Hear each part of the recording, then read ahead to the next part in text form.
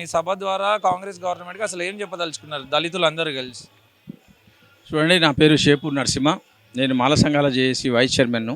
దళితుల యొక్క ఆత్మగౌరవ సభ అని చెప్పేసి పెట్టి ఇక్కడ నిరసన కార్యక్రమాన్ని చేపడం జరిగింది. అందులో భాగంగా నేను ఇక్కడ సంఘీభావం తెలపడానికి కొరకు ఇక్కడికి రావడం జరిగింది. ఎందుకు అని అంటే, మరి చేవెళ్ళ డిక్లరేషన్లో కాంగ్రెస్ పార్టీ ఏవైతే 12 అంశాలు దళితులకు ఏవైతే హామీలు ఇవ్వడం జరిగిందో అవన్నీ కూడా ఇప్పుడు 2.5-3 సంవత్సరాలు గడిచిపోయిన తర్వాత రాష్ట్ర ప్రభుత్వం అధికారం వచ్చి ఏ ఒక్క హామీని కూడా నెరవేర్చకపోవడం వల్ల దానికి నిరాశకు నిస్పృహకు లోనైనటువంటి దళిత జాతులన్నీ ఏకమై మరి ఈరోజు ఇక్కడ ధర్నా కార్యక్రమాన్ని నిర్వహించడం జరుగుతుంది.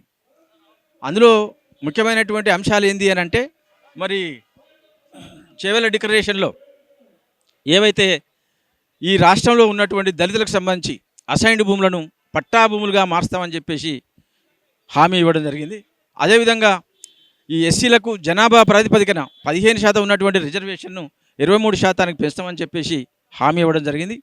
అదేవిధంగా ఎస్సీలకు సంబంధించినటువంటి బ్యాక్లాగ్ పోస్టులు ఏవైతున్నాయో అనేక శాఖలలో, అన్ని శాఖలలో వాటన్నిటి కూడా ప్రత్యేకమైనటువంటి నోటిఫికేషన్ ద్వారా మేము అన్ని ఉద్యోగాలను భర్తీ చేస్తామని చెప్పేసి కూడా హామీ ఇవ్వడం జరిగింది.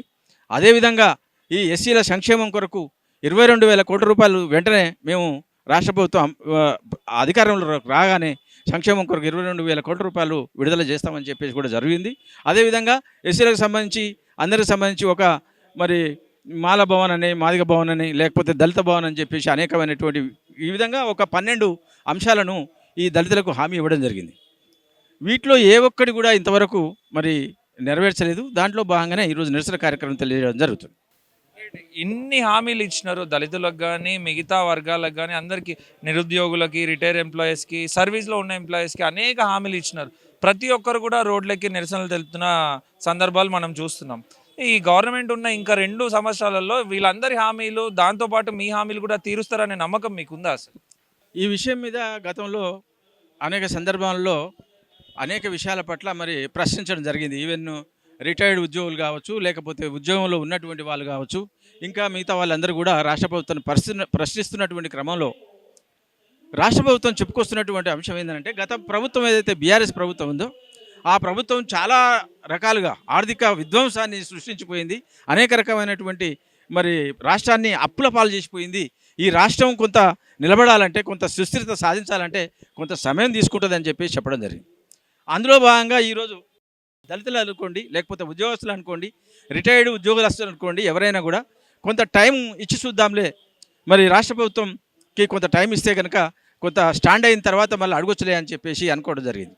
మరి ఇప్పుడు సగా భాగం మరి గడిచిపోయినటువంటి సందర్భంలో మరి ఇంకా ఎన్ని రోజులు వేచి చూద్దాం అనేటువంటి విషయాల పట్ల మరి తప్పకుండా ప్రశ్నించేటువంటి మరి తత్వం ఉన్నటువంటి తెలంగాణ ప్రజలు తప్పకుండా ప్రశ్నిస్తారు. కాబట్టి అదేవిధంగా మరి దళితులకు ఇచ్చినటువంటి హామీలు నెరవేర్చకపోవడం వల్ల ఈ రకమైనటువంటి మరి నిరసన కార్యక్రమం తెలియజేయడం జరుగుతుంది. గత ప్రభుత్వం ఏమో దాదాపు 10 ఏళ్లలో 3.5 లక్షల అప్పు, 4 లక్షల కోట్ల అప్పు ఏమని చేస్తే, ఇప్పుడున్న ప్రభుత్వం 3 ఏళ్లలోనే దాదాపు 7 లక్షల అప్పు చేసిందని చెప్పి చెప్తున్నారు. మరి 7 లక్షల అప్పు చేసిన వాళ్ళు ఇచ్చిన హామీలన్నీ తీర్చొచ్చు కదా అనే ఒక మాట కూడా బయటకు వస్తుంది.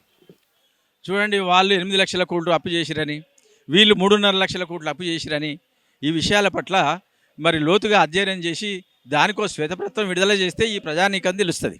అంతేకాకుండా మరి మీరు ఎన్ని లక్షల కోట్లు అప్పు చేసిరనేటువంటిది ఈ విషయాన్ని ప్రజలకు అవసరం లేనటువంటి అంశం. మీరు ఏదైతే అధికారంలోకి వచ్చే ముందు ఏవైతే హామీలు ఇచ్చిరో ఆ హామీలు నెరవేర్చిరా లేదా అనేటువంటి విషయమే ప్రజానీకం చూస్తుంది. కాబట్టి మీరు ఇచ్చినటువంటి హామీలు, మీరైతే ఏవైతే మేనిఫెస్టోలో పెట్టినటువంటి అంశాలు ఏవైతే ఉన్నాయో వాటిని నెరవేర్చుకునేటువంటి బాధ్యత మీది. ఒకవేళ నెరవేర్చకపోతే ప్రజా ఆగ్రహానికి గురిగాక తప్పదు అని చెప్పి సందర్భంగా మనం చేస్తున్నాం. వాళ్ళు మాట్లాడుకుంటూ ఎలక్షన్కి ముందు తెలంగాణలో అనేకమైన సంపద ఉంది, సంపదను సృష్టిస్తాము, ప్రజలకు పంచుతామని చెప్పేసి చాలామంది మాట్లాడినారు. కానీ అధికారంలోకి వచ్చిన తర్వాత వాళ్ళు చేసిన అప్పులు పూడ్చడానికే మాకు టైం సరిపోతుంది, ఇంకా పథకాలు ఎక్కడ అమలు చేస్తామని చెప్పేసి కూడా వాళ్ళే మాట్లాడుతున్నారు. ఎట్లా చూడవచ్చు? చూడండి, తెలంగాణలో కానీ ఇంకే ప్రాంతంలో కానీ సంపద సృష్టించడం ఏందండి? ఇదేమైనా మ్యాజికా? ఉన్న భూములు ఉంటాయి, ఉన్న రిసోర్సెస్ ఉంటాయి, ఉన్న వనరులు ఉంటాయి. నువ్వు సృష్టించేది ఏంది? భౌగోళికంగా ఏవైతే వనరులు ఉంటాయో, భౌగోళికంగా ఏదైతే సంపద ఉంటుందో ఆ సంపద ఉంటుంది. నువ్వెట్లా సృష్టిస్తావు? కాకపోతే ఆ సంపదను నువ్వు సరైన రీతిలో వాడుకుంటే, సరైన రీతిలో దాన్ని కనుక నువ్వు ఒకవేళ దాన్ని వాడితే దాన్ని రెట్టింపు చేసేటువంటి అవకాశం ఉంటుంది తప్ప సంపదను సృష్టించడం అనేటువంటి జరగదండి.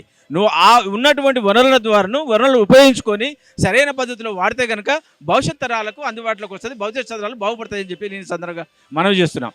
అదేవిధంగా మీరు ఏవైతే హామీలు ఇచ్చిరో హామీలలో భాగంగా సంపదను సృష్టించడం అనేటువంటిది పక్కకు పెట్టి అప్పులు చేసేటువంటి పరిస్థితి మీరే చెప్పుకొస్తున్నారు. ఇంకా సంపద ఏడ సృష్టించినారు? ఒకవేళ సంపదే సృష్టిస్తే మీరు అప్పులు చేయాల్సినటువంటి పరిస్థితి రాదు కదా అని చెప్పేసి నేను ఈ సందర్భంగా మనవి చేస్తున్నాను. ఫైనల్గా ఏం చేయదలుచుకున్నారు? ఒకవేళ గవర్నమెంట్ స్పందించకపోతే మీ సభ ద్వారా కానీ మీ నిరసన ద్వారా కానీ గవర్నమెంట్ స్పందించకపోతే మీ తదుపరి కార్యాచరణ ఎలా ఉండబోతుంది? చూడండి, ఏ ప్రభుత్వం అయినా లేకపోతే ఏ పార్టీ అయినా వారు ఏవైతే హామీలు ఇచ్చిరో ఆ హామీలు నెరవేర్చుకునేటువంటి బాధ్యత వాళ్ళ మీద ఉంటుంది. ఒకవేళ వాళ్ళు హామీలు నెరవేర్చకపోతే గతంలో అనేక ప్రభుత్వాలు వాళ్ళ యొక్క అధికారాన్ని కోల్పోయినరు. తప్పకుండా అదే పరిస్థితి ఏర్పడుతుందని చెప్పేసి నేను సందర్భంగా మనవి చేస్తూ వాళ్ళు ఏవైతే చేవెళ్ళి డిక్లరేషన్ కానీ ఇంకా ఇతరత్ర ఏవైతే హామీలు నెరవేర్చారో తప్పకుండా మా దళితులకు సంబంధించి ఏవైతే ప్రధానమైనటువంటి డిమాండ్లు ఉన్నాయో అసైన్డ్ భూములను పట్టా భూములుగా మార్చే కార్యక్రమం అయితేంది, లేకపోతే బ్యాక్లాగ్ పోస్టులు అయితే ఏవైతే ఉన్నాయో ఇట్లాంటి ప్రధానమైనటువంటి సమస్యల పట్ల మీరు వాటిని నెరవేర్చకపోతే తప్పకుండా నిరసన కార్యక్రమం ఉంటుంది. అదేవిధంగా మరి రానున్న రోజులలో ఈ యొక్క దళితులు కాంగ్రెస్ పార్టీకి ఒక ఓటు బ్యాంక్గా ఉన్నారు గత తరతరాల నుంచి, తాత ముత్తాతల నుంచి కూడా. మరి అదే పరిస్థితి మరి కొనసాగాలంటే మీరు ఇచ్చినటువంటి హామీలు నెరవేర్చాలని చెప్పేసి నేను సవినయంగా రాష్ట్ర ప్రభుత్వాన్ని మనవి చేస్తుంటున్నాను.